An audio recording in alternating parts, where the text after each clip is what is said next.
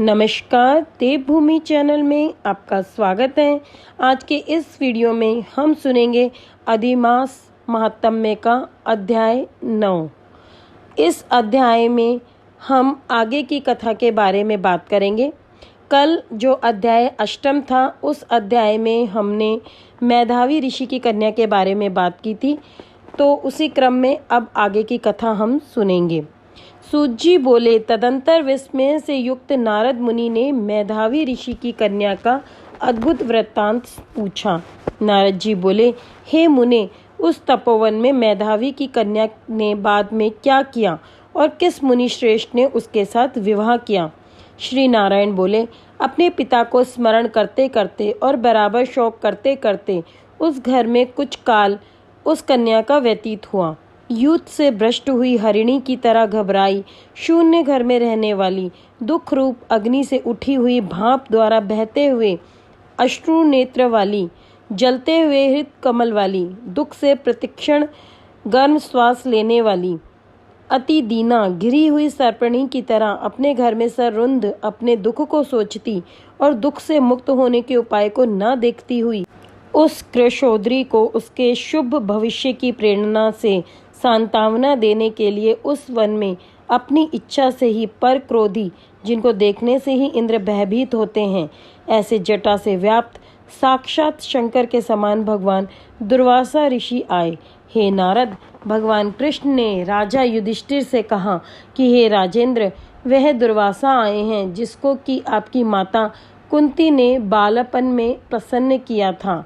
तब उन सुपूजित महर्षि ने देवताओं को आकर्षण करने वाली विद्या उन्हें दी, और हे भूपाल, जिन्होंने सब देवताओं से नमस्कार किए जाने वाले मुझको भी रुक्मणी के साथ रथ में बैलों की जगह जोता। दुर्वासा को बैठाकर रथ खींचते हुए जब हम दोनों मार्ग चलने लगे, तब चलते चलते मार्ग में अति तीव्र प्यास से सूख गए थे। तालु और ओष्ठ जिस रुक्मणी के ऐसी जल चाहने वाली रुक्मणी ने जब मुझे सूचित किया, तब कंधे पर रथ की जोत को रखे हुए चलते चलते ही पांव के अग्रभाव से पृथ्वी को दबाकर रुक्मणी के प्रेम के वशीभूत मैंने भोगवती नाम की नदी को उत्पन्न किया। तब वही भोगवती ऊपर से बहने लगी।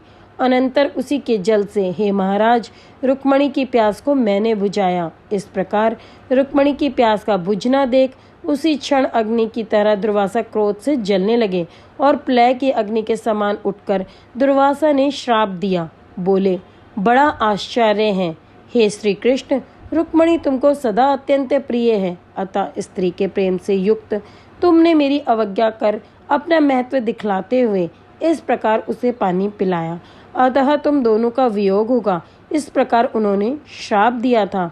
हे युधिष्ठिर, वही ये दुर्वासा मुनि है, साक्षात रुद्र के अंश से उत्पन्न, दूसरे काल रुद्र की तरह महर्षि अत्रि के उग्र तप रूप कल वृक्ष के दिव्य फल, पतिव्रताओं के सिर के रत्न, अनुसूया भगवती के गर्भ से उत्पन्न अत्यंत मेधायुक्त दुर्वासा नाम के ऋषि।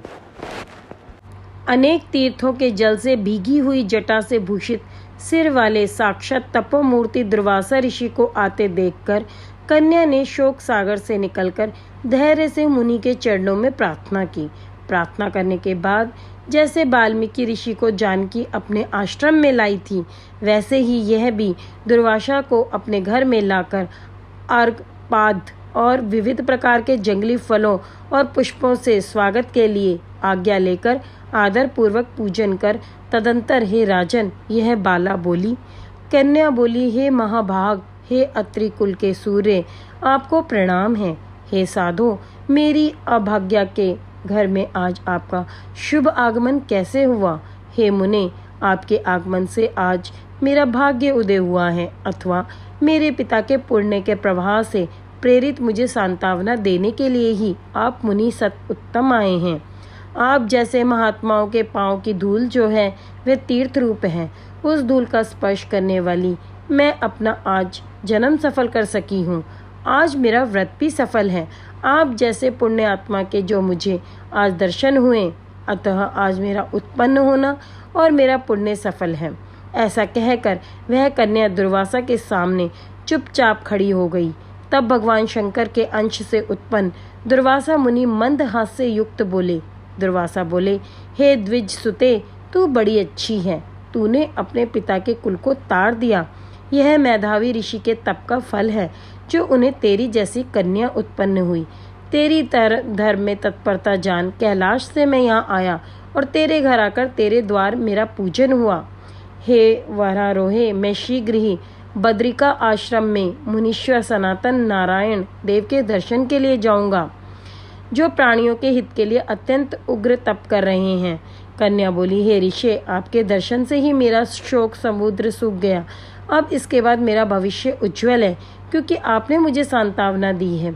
हे मुने, मेरी उस प्रादुर्भूत बड़ी भारी ज्वाला युक्त दुख रूप अग्नि को क्या आप नहीं जानते हैं? हे दया सिंधु, हे शंकर, उस दुख अग्नि को शांत कीजिए। मेरे विचार से हर्ष का कारण मुझे कुछ भी दिखलाई नहीं देता। ना मुझे माता है, ना पिता, ना तो भाई है जो धैर्य प्रदान करता है। अतः दुख समुद्र से पीड़ित मैं कैसे जीवित रह सकती हूँ? जिस जिस दिशा में मैं देखती हूँ वह दिशा मुझे शून्य ही प्रतीत होती है। इसलिए हे तपोनिधे, मेरे दुख का निस्तार आप शीघ्र करें। मेरे साथ विवाह करने के लिए कोई भी नहीं तैयार होता। इस समय मेरा विवाह ना हुआ तो फिर मैं वृषली शूद्रा हो जाऊंगी। यह मुझे बड़ा भय है। इस भय से ना मुझे निद्रा आती है, ना भोजन में मेरी रुचि होती है। हे ब्राह्मण, अब मैं शीघ्र ही मरने वाली हूँ, यह मेरा इस समय निश्चय है। ऐसा कहकर आंसू बहाती हुई कन्या दुर्वासा के सामने चुप हो गई।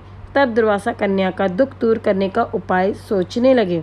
श्री नारायण बोले, इस प्रकार मुनि कन्या के वचन सुनकर और इसका अभिप्राय समझकर बड़े क्रोधी मुनिराज दुर्वासा ने उस कन्या का कुछ हित विचार पूर्ण कृपा से उसे देखकर सारभूत उपाय बतलाया।